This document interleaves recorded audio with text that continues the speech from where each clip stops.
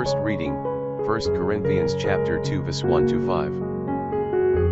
And I, brethren, when I came to you, came not in loftiness of speech or of wisdom, declaring unto you the testimony of Christ.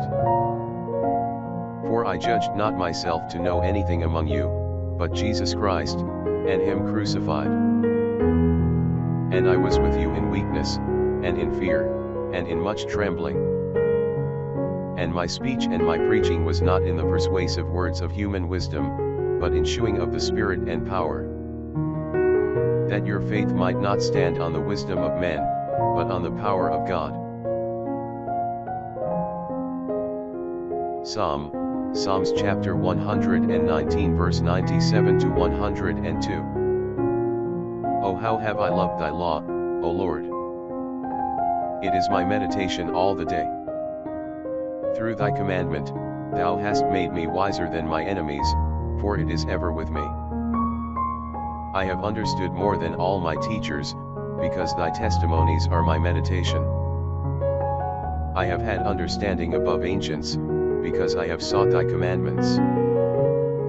I have restrained my feet from every evil way, that I may keep thy words.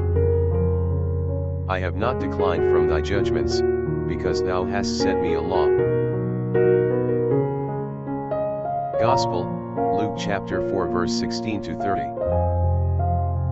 And he came to Nazareth, where he was brought up, and he went into the synagogue, according to his custom, on the Sabbath day, and he rose up to read. And the book of Isaiah the prophet was delivered unto him. And as he unfolded the book, he found the place where it was written, The Spirit of the Lord is upon me. Wherefore he hath anointed me to preach the gospel to the poor, he hath sent me to heal the contrite of heart, to preach deliverance to the captives, and sight to the blind, to set at liberty them that are bruised, to preach the acceptable year of the Lord, and the day of reward. And when he had folded the book, he restored it to the minister, and sat down. And the eyes of all in the synagogue were fixed on him. And he began to say to them, This day is fulfilled this scripture in your ears. And all gave testimony to him, and they wondered at the words of grace that proceeded from his mouth, and they said, Is not this the son of Joseph? And he said to them, Doubtless you will say to me this similitude, Physician, heal thyself, as great things as we have heard done in Capharnaum, do also here in thy own country.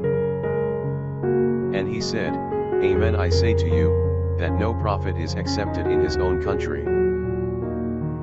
In truth I say to you, there were many widows in the days of Elias in Israel, when heaven was shut up 3 years and 6 months, when there was a great famine throughout all the earth. And to none of them was Elias sent, but to Sarepta of Sidon, to a widow woman. And there were many lepers in Israel in the time of Eliseus the prophet, and none of them was cleansed but Naaman the Syrian. And all they in the synagogue, hearing these things, were filled with anger. And they rose up and thrust him out of the city, and they brought him to the brow of the hill, whereon their city was built, that they might cast him down headlong. But he passing through the midst of them, went his way.